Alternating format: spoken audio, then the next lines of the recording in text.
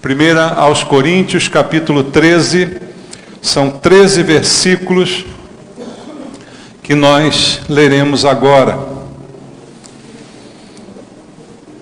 Primeiro aos Coríntios, capítulo 13, a partir do verso 1, a Bíblia diz o seguinte: ainda que eu fale as línguas dos homens e dos anjos, se não tiver amor, serei como bronze que soa ou como símbolo que retine. Ainda que eu tenha o dom de profetizar e conheça todos os mistérios e toda a ciência, ainda que eu tenha tamanha fé a ponto de transportar montes, se não tiver amor, nada serei. E ainda que eu distribua todos os meus bens entre os pobres, e ainda que entregue o meu próprio corpo para ser queimado, se não tiver amor, nada disso me aproveitará. O amor é paciente, é benigno. O amor não arde em ciúmes, não se ufana, não se ensoberbece, não se conduz inconvenientemente, não procura os seus interesses, não se exaspera, não se ressente do mal, não se alegra com a injustiça, mas regozija-se com a verdade. Tudo sofre,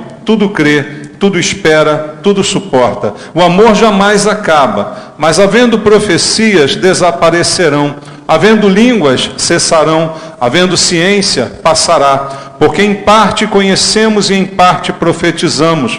Quando, porém, vier o que é perfeito, então o que é em parte será aniquilado. Quando eu era menino, falava como menino, sentia como menino, pensava como menino. Quando cheguei a ser homem, desisti das coisas próprias de menino, porque agora vemos como em espelho, obscuramente. Então veremos face a face. Agora conheço em parte, então conhecerei como também sou conhecido. Agora, pois, permanecem a fé, a esperança e o amor. Estes três, porém, o maior destes é o amor. Amém. Vamos orar. Pai Santo, muito obrigado pela palavra que nós temos o privilégio de ler essa noite. Palavra que o Senhor nos deixou, inspirada pelo Espírito Santo para a nossa edificação, para alimento espiritual. E é esse alimento necessário que nós precisamos para viver. Não é só de pão que vive o homem, mas da palavra que procede do Senhor. Por isso nosso desejo essa noite não é ouvir os homens com suas doutrinas e filosofias, mas ouvir a Tua palavra, alimento espiritual verdadeiro, que transforma a nossa vida, que traz vida para os nossos corações. Fala conosco, Senhor, eu te peço, usa a minha vida, que entrego em Tuas mãos, pedindo a unção do Espírito Santo, para que neste poder a Tua palavra seja ministrada e todos nós sejamos abençoados. É o que eu te peço em nome de Jesus. Amém. Podem sentar, irmãos. Amados, aqui está um dos capítulos mais conhecidos da Bíblia Sagrada, não é? Muita gente fala sobre esse texto, até poetas seculares, né, já fizeram canções com base nesse texto, poesias com base nesse texto, algo que nós conhecemos também bem. E talvez seja de fato um dos maiores tratados sobre o amor de toda a literatura, não só bíblica, mas também secular. Uma definição do amor que Paulo traz aqui por inspiração de Deus. E interessante nós observarmos isso de acordo com o contexto das Sagradas Escrituras. Porque a Bíblia diz para nós, o apóstolo João fala na sua primeira epístola, que Deus é amor. E aquele que permanece no amor, permanece em Deus e Deus nele. A essência de Deus é o amor. João, quando define a pessoa de Deus, ele diz simplesmente que Deus é amor. E aqui Paulo define o amor. Então, ao definir o amor, sendo o amor Deus, sendo Deus caracterizado por este amor, nós entendemos então como é o coração de Deus, como é o amor que Ele manifestou por nós e que nós devemos também manifestar. A Bíblia diz que fomos salvos por causa desse amor. Lá em João 3,16, o que está escrito? Que Deus amou ao mundo de tal maneira que deu seu Filho unigênito, para que todo aquele que nele crer não pereça, mas tenha a vida eterna. Salvação, um ato de amor. O Deus santo e perfeito, perdoando, salvando, se submetendo à consequência do pecado por aquele que é pecador e que não merecia ser salvo, mas foi salvo pela manifestação do amor de Deus. Então todo cristão é um alvo deste amor e deve então entender o que é este amor, para que da maneira como nós fomos amados, nós possamos amar também. Jesus, quando pregou muitas vezes nos seus evangelhos, ele dizia aos discípulos que ali estava trazendo um novo mandamento, que nós deveríamos amar uns aos outros como ele nos amou. Ou seja, a natureza do amor dispensada a nós alcançados por esta natureza, agora devemos viver baseados também nesta característica de Deus. Porque nós temos o hábito de dizer que somos pessoas de Deus. Algumas vezes nós chamamos uns aos outros, ali vai um homem de Deus, ali vai uma mulher de Deus. Que maravilha essa frase, mas ela só se torna verdadeira se a nossa vida for baseada nesses princípios de Deus. Como eu posso ser um homem de Deus se eu não tenho esses princípios nos meus relacionamentos? Se eu não reflito estes princípios que são as características essenciais de Deus? Deus é amor, e amor é isso aqui. Então, para eu ser um homem de Deus, uma mulher de Deus, no mínimo, eu preciso apresentar esse tipo de característica em mim, não porque eu seja bom, mas porque Deus me amou e me capacitou agora a também amar. Veja, o que Deus pede de nós, Ele também nos capacita a realizar. E isso é uma coisa maravilhosa do Senhor em relação à nossa vida. Então, isso que nós lemos aqui resume praticamente todos os princípios de Deus para nós. E Paulo coloca esse amor como essencial para a manifestação da nossa vida como cristãos no mundo onde estamos inseridos. E aí, definindo o amor, Paulo começa aqui no versículo 1, dizendo o seguinte: ainda que eu fale as línguas dos homens e dos anjos, se não tiver amor, serei como bronze que soa, ou como símbolo que retine. Veja, Paulo diz que nós podemos falar demais, falar a língua dos homens, falar a língua dos anjos, ter muito conhecimento na maneira como falamos, mas isto não tem valor algum, se esta fala não for acompanhada pelo dom maior, assim descrito na Bíblia, o amor. Se eu não tiver amor, esse excesso de palavras se torna apenas um barulho sem sentido. Ele compara aqui como um bronze que soa, como um símbolo que retine. É um barulho, mas não produz mudança, não produz transformação, não tem significado, é apenas um barulho. Então a nossa fala em línguas, a nossa fala de qualquer natureza, se não é acompanhada ou precedida por este amor de Deus vivenciado por nós, simplesmente se torna um barulho vazio. Por mais que eu fale, por mais que eu pareça espiritual, isso não se traduz em nada, em absolutamente nada. E é muito possível a gente falar de amor sem, entretanto, amar. Amados, o ser humano, ele tem essa capacidade que eu acredito que é única na criação, de falar algo que ele não está vivendo. Tem a capacidade de falar de um assunto, mas não mostrar nenhum interesse de vivenciar aquele assunto. Nós todos somos capazes disto. E a Bíblia nos afirma isto com todas as letras. Queria ler com você o texto em 1 de João, capítulo 3, versículo 18. Veja o apóstolo João também falando: filhinhos, não amemos de palavra, nem de língua, mas de fato e de verdade. Quantas declarações de amor já foram lançadas ao vento, como símbolos que retinem, como bronzes que soam, barulhos que ecoam por aí, mas que não são acompanhadas de um significado. Então João diz: vamos falar, mas vamos viver aquilo que a gente fala, de fato e de verdade. Não apenas falar de amor, é um texto bonito, como eu disse. Paulo foi imitado, foi citado por poetas do mundo, né? Legião Urbana gravou aqui uma música com esses versículos. E aí? O que adianta falar de amor se eu não viver esse amor? Esse é um questionamento que eu preciso fazer em relação a mim, porque essa recomendação é para todos nós, que queremos ser homens, mulheres, identificados com Deus. E o que me identifica com Deus, o que me identifica como cristão, é o quanto eu me pareço com Cristo. Por isso, os cristãos foram assim chamados.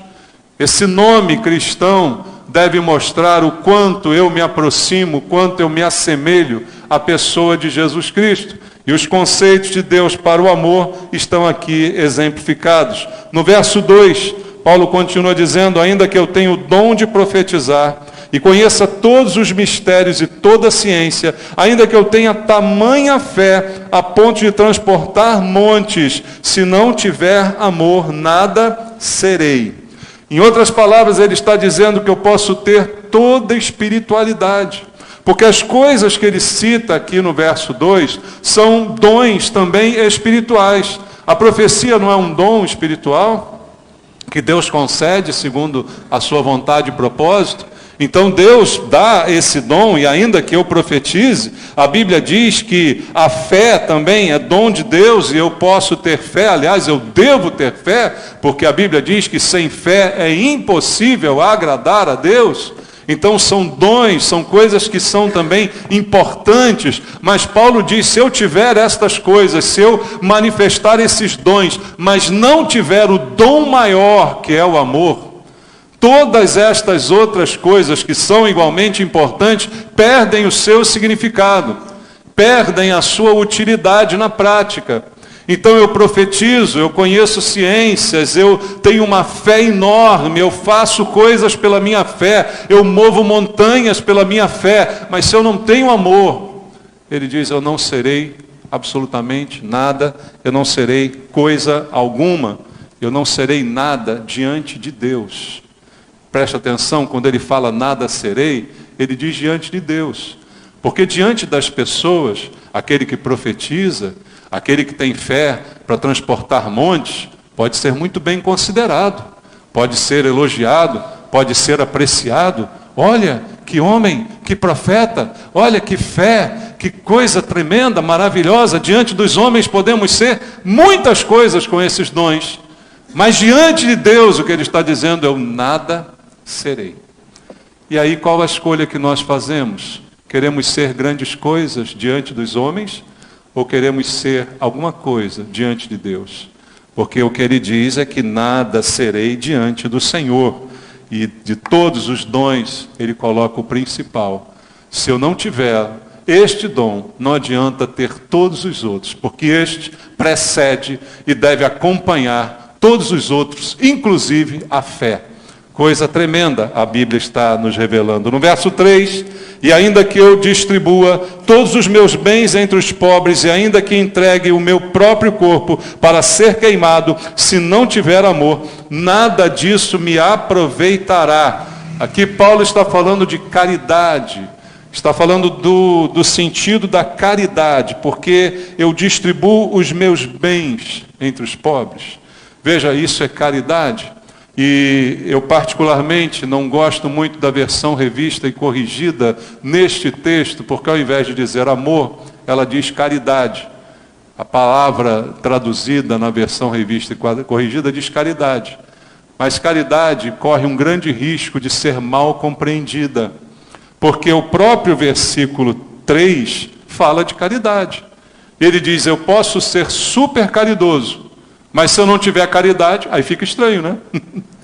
Eu posso distribuir os meus bens, mas se eu não tiver caridade, então fica estranho. Eu prefiro essa tradução, porque é mais precisa, mais exata. Se eu não tiver amor, porque nem sempre caridade é acompanhada de amor.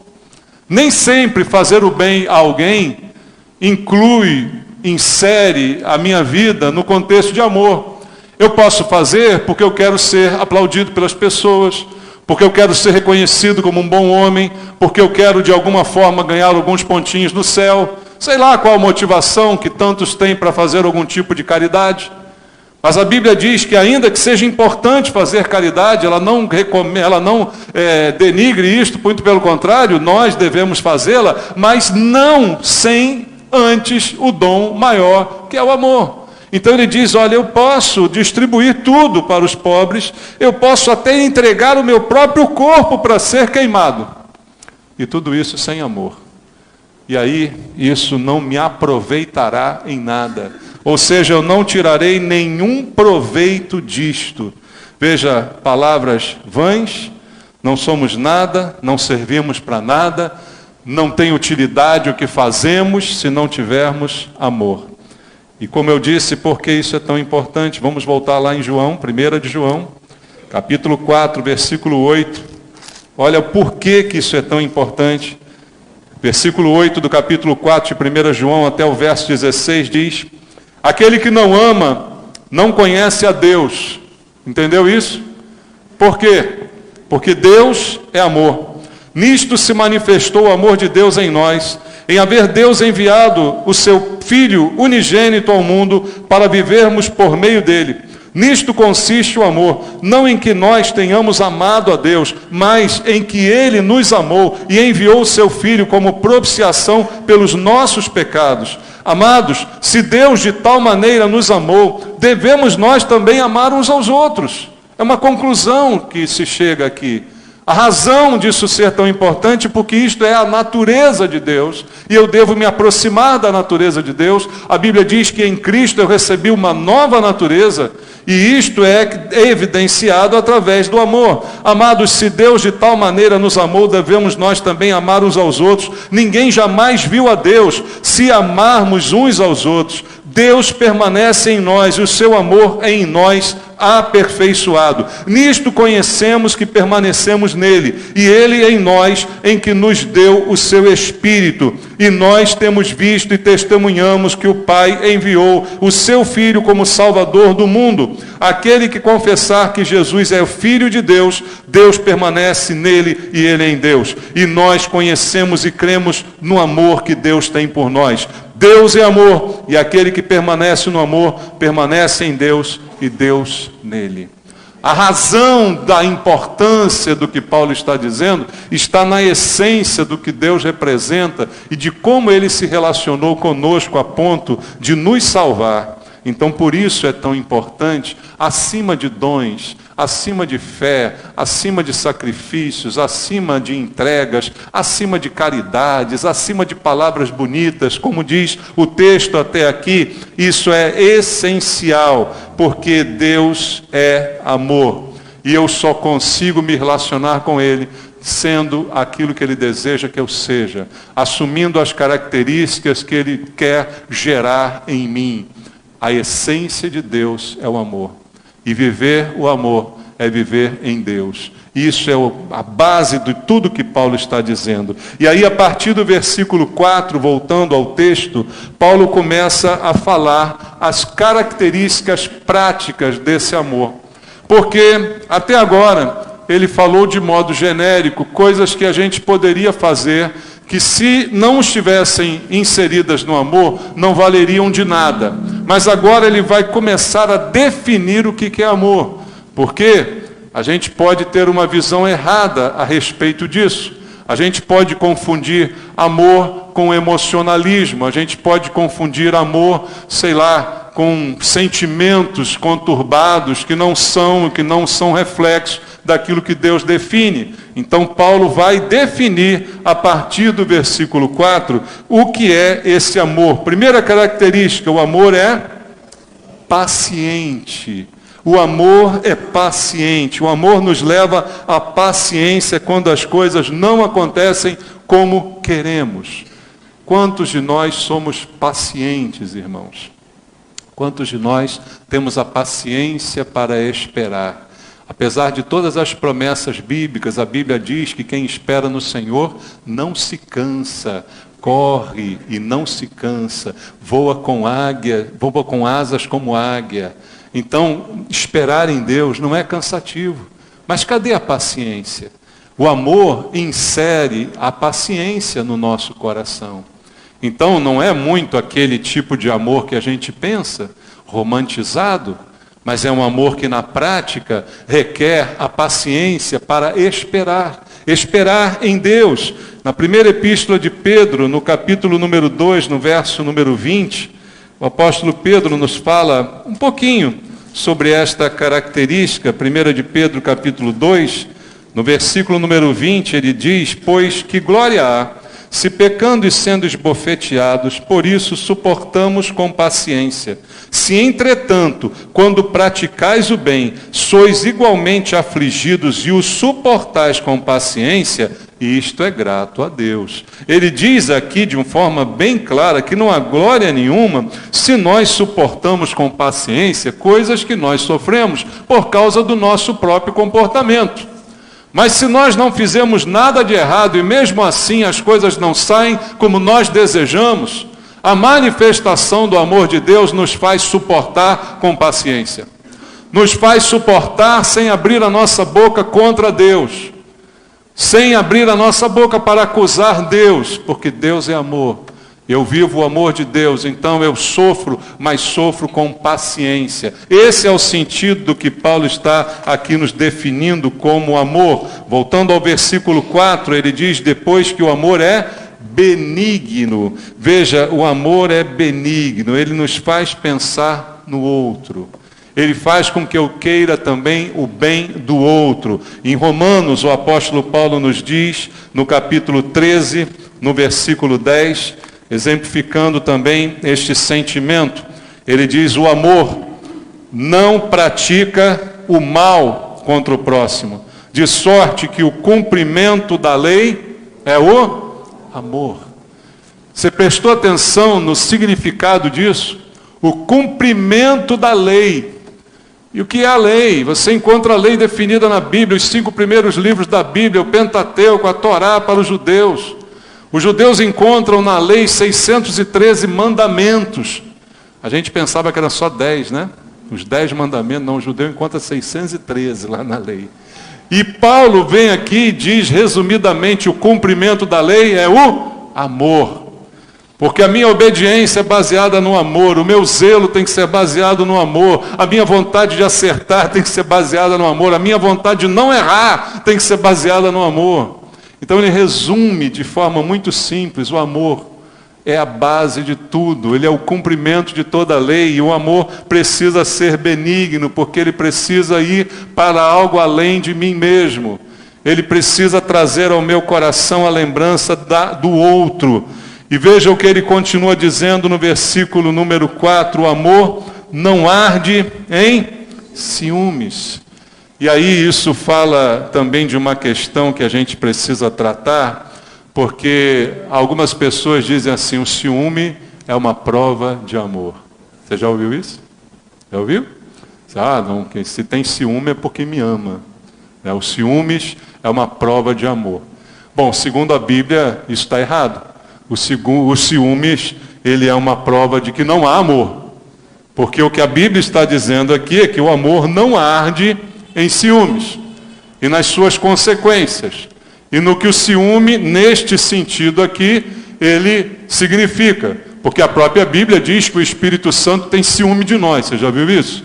Você falou, opa, tem uma contradição ali? Não. É o sentido e a aplicação da palavra que nós temos que entender. Então, o ciúme no sentido dito aqui de arder, né, de dominar, esse aí não vem de Deus, porque o amor não oprime e nem trata o ser amado com egoísmo. A prova maior é Deus, irmãos. Sempre Deus. Deus amou ao mundo. O que ele fez com isso? Deu o seu Filho unigênito, para que eu fosse salvo. Deus me salvou. Tem mais alguém salvo aqui? Amém? Deus salvou você. Significa que ele perdoou os seus pecados, porque Jesus levou na cruz o preço dos seus pecados. O salário foi pago por ele. O salário do pecado é a morte. E aí, Deus então salvou você. E agora, para que você não peque mais, ele coloca você dentro de uma redoma de vidro e deixa você ali conservado bem certinho. É assim que Deus faz? Não, Deus não faz isso. A mesma liberdade que você teve para dizer sim a Ele, você continua tendo durante toda a sua vida. Porque Deus te deu a liberdade e Deus deseja que o nosso amor seja livre. E Deus deseja que a minha manifestação de culto seja livre. De que eu tenha liberdade e que eu tenha o desejo de cultuá-lo sem que ninguém precise me mandar fazer isso. Então, a nossa relação com Deus não é essa relação ciumenta neste sentido dito aqui. O Espírito Santo tem ciúme de nós porque Ele deseja a nossa presença, Ele deseja a nossa atenção. Mas não é esse ciúme no sentido que prende, que acorrenta, que domina o ser amado. Veja, Deus, Ele é tão maravilhoso que Ele nos ama de forma tão completa, mas não nos domina com o seu amor. E aí, quando Paulo diz que o amor não arde ciúmes, eu preciso pensar um pouco a respeito disso. Porque por ciúmes também muita gente já matou. Já pensou nisso? Por ciúmes também, muita gente já defraudou o outro, já inutilizou, já fizeram tantas barbaridades por causa de ciúmes.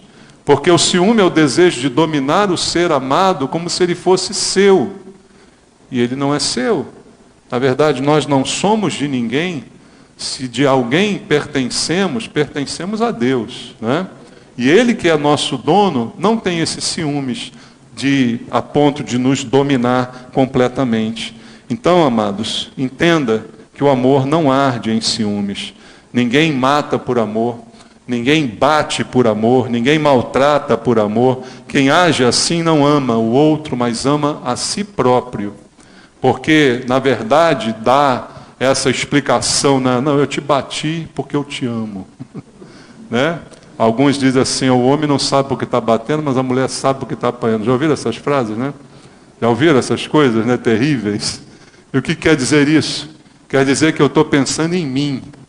Eu estou pensando na minha honra e não na pessoa que eu digo que amo. E o amor, segundo Deus, ele não arde em ciúmes. Ele não se manifesta dessa maneira.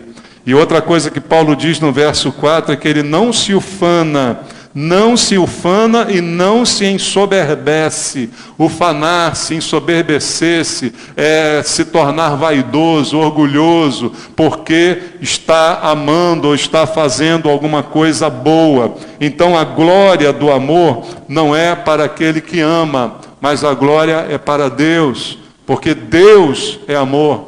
Se eu consigo amar do jeito que Deus manda amar, a glória não é minha, a glória é dele. Porque quem me deu esse dom foi Ele. Se eu consigo ter fé, a glória não é minha, a glória é dele. Porque Jesus é o autor e consumador da minha fé. Não é isso que a Bíblia diz? Então tudo é para Ele. A gente deve a Ele todas as coisas. Mas nós somos aqueles seres que muitas vezes somos até abomináveis. Porque fazemos alguma coisa e queremos propaganda naquilo que fazemos. Queremos ser vistos, aplaudidos, reconhecidos. Queremos que as pessoas nos elogiem. Então o amor, ele não age assim para se ufanar, para se ensoberbecer, para achar que é melhor, para dizer, olha, eu estou fazendo por você alguma coisa. Olha, eu estou te amando, mas olha, você deve reconhecer isso em mim. E não é assim que o amor, segundo a palavra de Deus, mostra que ele deve se comportar. Então, quando eu amo, eu não tenho mérito nenhum nisso. Eu amo porque Deus me amou primeiro. Eu amo porque Deus é amor. Eu amo porque Deus está agindo em mim. Se eu faço alguma coisa boa, é porque Deus está realizando em mim tanto o querer quanto o efetuar. Você já viu isso na Bíblia? É Ele quem realiza em nós o querer fazer e o fazer. Tanto querer quanto efetuar, quem faz é Deus.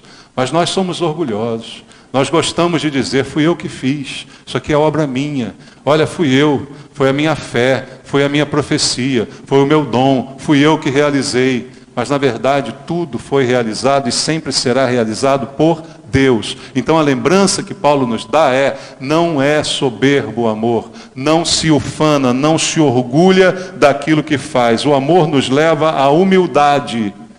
O verdadeiro amor nos leva à humildade porque ele nos eleva no reino dos céus. E Jesus falou sobre isso em Mateus, capítulo número 18, versículo número 4.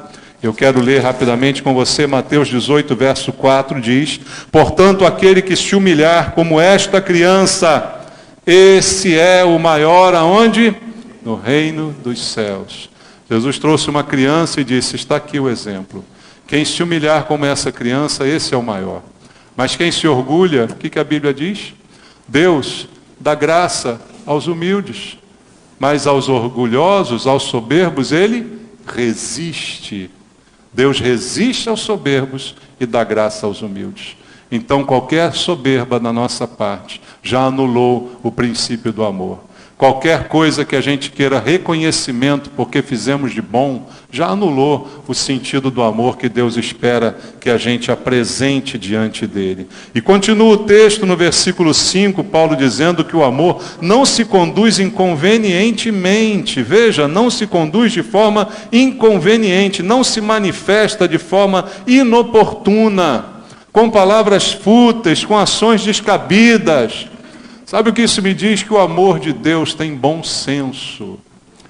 Algumas pessoas estão carecendo de bom senso, né, irmãos?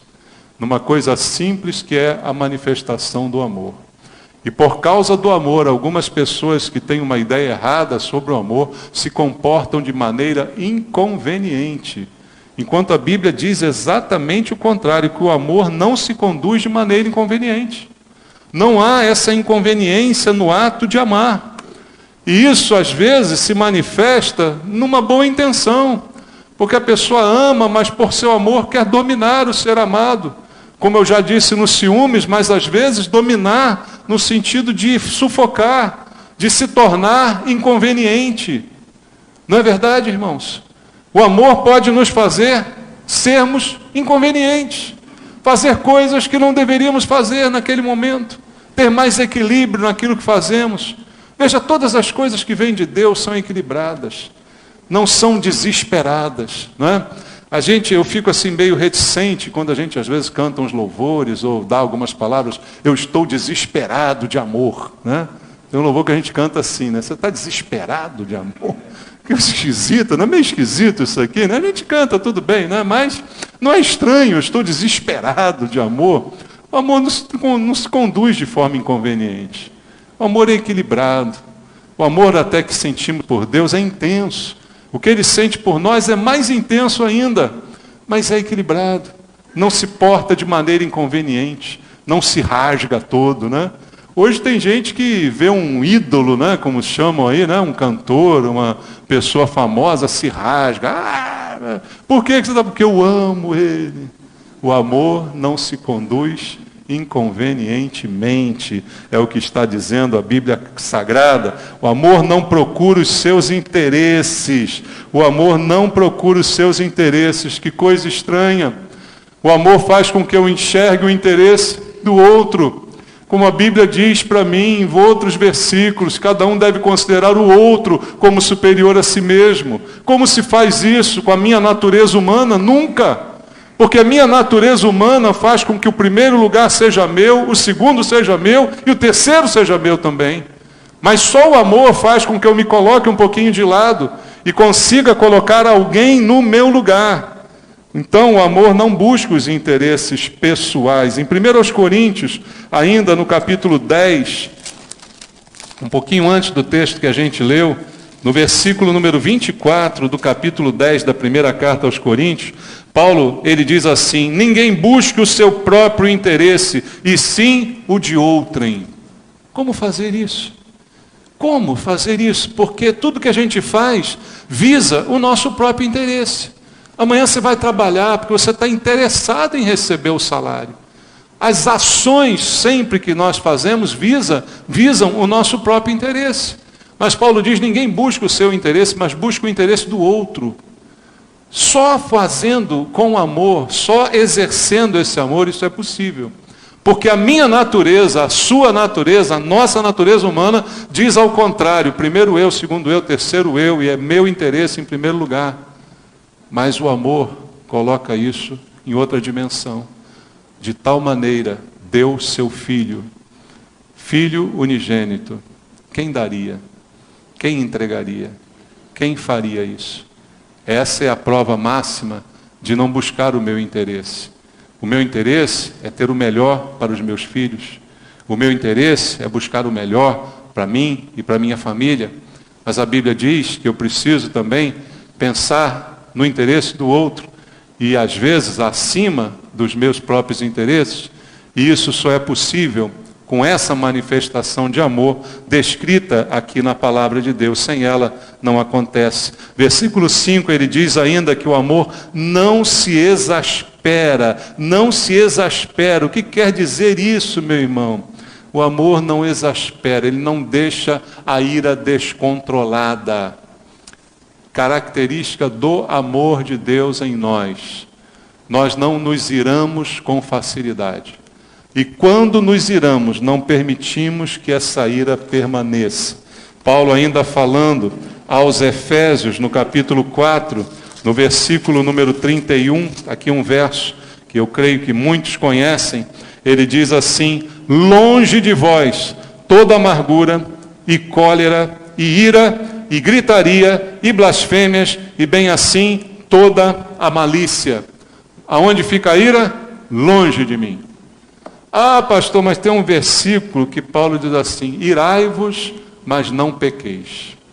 Parece que ele está mandando a gente se irar, né? Olha, eu estou irado aqui porque Paulo mandou, tá bom? Não é uma falha, não. Eu estou obedecendo a uma ordem de Paulo, uma ordem de Deus. Deus está me dando a ordem para eu ficar irado. Não é assim que se interpreta esse versículo. O versículo que a gente acabou de ler diz que a ira tem que estar longe da gente. Mas a ira, como qualquer outro pecado, é uma possibilidade. Ela é um acidente. Nós não estamos imunes ao pecado. Mas ele diz, ora, se vier a irar-se, que isso não se transforme num pecado, numa prática na sua vida. Que você seja reconhecido como uma pessoa irada. Você já percebeu que alguns traços do nosso comportamento nos marcam nos ambientes que a gente frequenta?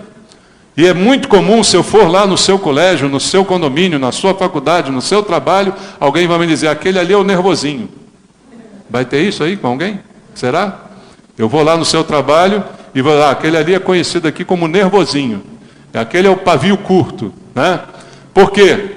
Por que eu sou conhecido assim? Porque é isso que eu manifesto. É isso que faz parte da minha característica principal. Mas Paulo diz que o amor não se exaspera. Então a ira não é uma regra, é uma exceção, irmãos.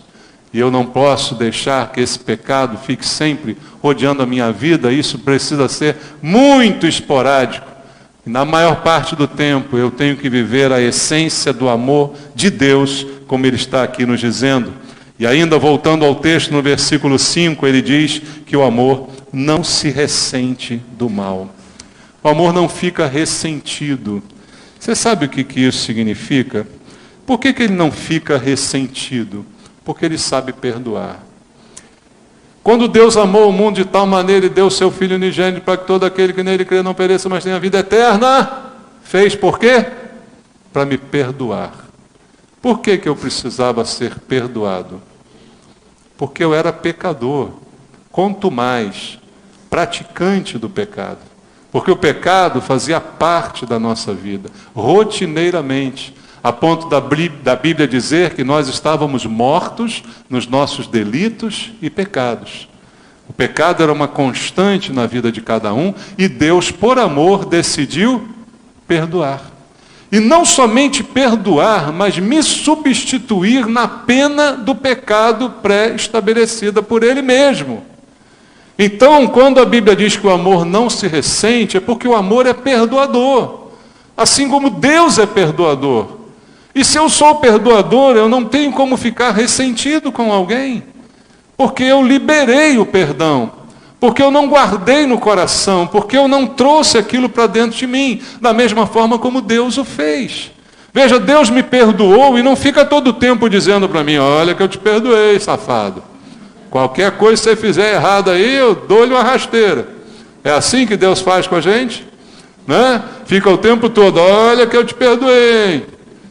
Aquele perdão que não é perdão, né? Aquele perdão que volta e meia está cobrando da pessoa aquilo que ela fez, está jogando na sua cara o que ela praticou. Então, amados, o amor não se ressente do mal. E, aliás, eu já disse aqui várias vezes em pregação que ressentimento é uma grande loucura, sabe? Eu considero o ressentimento uma falta de saúde mental, porque a própria palavra é esquisita, ressentir. O que quer dizer ressentir? Sentir de novo. Você gosta de sentir de novo coisas boas ou coisas ruins? Coisas boas, porque você é normal, né? Você comeu um sorvete bem gostoso. Oh, adoro um sorvete. Aí eu quero repetir aquele sorvete, porque ele é gostoso. Você comeu um churrasco de picanha, muito legal. Você quer repetir, não quer? Porque você quer ter aquele sentimento de novo daquela picanha, né, que escorrendo. Que me perdoem os veganos, né? Mas aquele sanguinho, né, na medida certa ali, né? Então você quer sentir aquele prazer de novo. Você teve uma alegria em família, você quer sentir de novo aquela alegria, você quer comemorar novamente, você quer outras oportunidades. Agora acontece uma coisa ruim com você. Você quer sentir de novo, você é louco. Me perdoe, mas você é louco, é doido da cabeça. Porque coisa ruim eu não quero sentir de novo. Já não gostei de sentir a primeira vez, não vou ficar sentindo de novo. Aquele exemplo clássico que eu dou, você está andando na sala, bate com a canela na mesinha de centro. Ai! Sabe qual é aquela que dói até a alma? Que sobe uma coisa assim por você, que você não sabe mais o que fazer, quando a canela bateu na mesinha de centro. Aí você ficou tão triste com aquilo, eu vou bater de novo, pá! Ai, mais um pouquinho, pá! Você é o quê? Louco, louco de pedra. Porque você quer ressentir isso. Você quer ficar sentindo de novo, sentindo, está doendo, eu quero sentir mais uma vez. Aquela pessoa me maltratou, eu quero sentir de novo aquela dor toda que ela fez. Eu não esqueço o que ela fez por mim, o que ela fez comigo. Eu vou sentir amanhã. Ai, estou ficando alegre. Não posso ficar alegre, eu tenho que lembrar o que ela fez comigo. Isso é loucura. Manda essa pessoa para o psiquiatra, é doida. E o amor não se ressente, irmãos. O amor não se ressente do mal. Não faz parte do amor esse ressentimento, esse sentimento de ficar cozinhando de novo, comida velha, fazendo café de novo. Você requenta café? Café é uma delícia quando você faz. Agora requenta o café para você ver só. Que droga que fica o café, né, irmãos? Então tem certas coisas que não dá para ficar sentindo de novo. Você sentiu e tem que jogar fora. Porque quem vai ser livre é você. E não aquela pessoa que é alvo do teu ressentimento, ela não está sentindo nada. Como se diz por aí, você que ficar alimentando isso é como você tomar veneno e esperar que a pessoa morra. Quem morre é você e a pessoa não morre, continua rindo da sua cara. Então o amor não se ressente do mal. No verso 6, Paulo diz, não se alegra com a injustiça, mas regozija-se com a verdade. Veja o que Paulo está dizendo, o amor não se alegra com o mal. O amor não diz bem feito. Que difícil é, né, irmãos? A gente não dizer bem feito. Dá vontade, não dá? Tem umas coisas que a gente vê assim que essa palavra vem, né, que encaixa direitinho. Bem feito. Desgraçado. Fez, está recebendo a paga. Bem feito. Só que a Bíblia diz que isto é um comportamento anormal da nossa parte. Porque o normal do amor está aqui escrito na Bíblia. O amor não se alegra com o mal. O amor não tem esse sentimento. Ele não se alegra com a injustiça. Ele se regozija com a verdade. Então o amor não é dizer bem feito. O amor não é se alegrar com a tristeza. O amor é muito diferente de tudo isso, como Paulo está nos dizendo. E no verso 7, para terminar, ele diz assim: o amor tudo sofre, tudo crê, tudo espera e tudo suporta. Sofre, crê, espera e suporta. Não nos livra da dor, mas nos dá força para superar a dor. O amor de Deus, que guarda o nosso coração, não faz com que eu seja livre dos sofrimentos, livre das dores, mas me ajuda a superar cada uma delas. Me ajudou a superar o meu maior problema, que era o pecado. Não vai me ajudar a superar qualquer outro? Pensa nisso. Se o amor te ajuda a ser salvo, não mais ser imputado a culpa que você tinha pelos seus pecados, não vai te ajudar numa tribulação, numa dor, num sofrimento. O amor precisa ser entendido nesse âmbito. O amor sofre, O amor crê, o amor espera e o amor suporta. O amor de Deus me ajuda a suportar. E no final do texto, Paulo diz que agora, pois, permanecem a fé, a esperança e o amor. Estes três, porém, o maior deles é o amor. Ele diz nesse texto também que tudo vai passar, mas o amor jamais acaba. Tudo o resto vai passar, tudo vai terminar, mas o amor não acaba. Porque o amor é a essência de Deus e Deus é eterno. Que esse amor guarde o nosso coração. Que essa palavra fique ecoando na nossa mente durante a semana, no agir do dia a dia.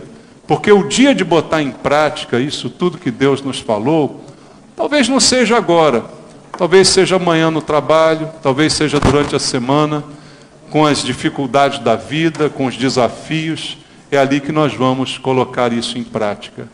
E agora, depois da oração, nós vamos participar da ceia do Senhor. Se você pensar na ceia, no seu significado, é a prova desse amor que nós falamos aqui. A prova do amor é Deus morreu em nosso lugar. Deu seu sangue, deu seu corpo para ser maltratado, por amor. E ao lembrar disso, a Bíblia diz, examine-se, pois, o homem a si mesmo e depois participe. Então é hora de examinar o meu coração. Como é que está o meu coração? Como é que está o exercício desse amor na minha vida? Como é que está a minha ira? Como está o meu ressentimento? Eu preciso examinar isso, não para deixar para lá, mas para dizer, Senhor, eu não quero mais isso em mim.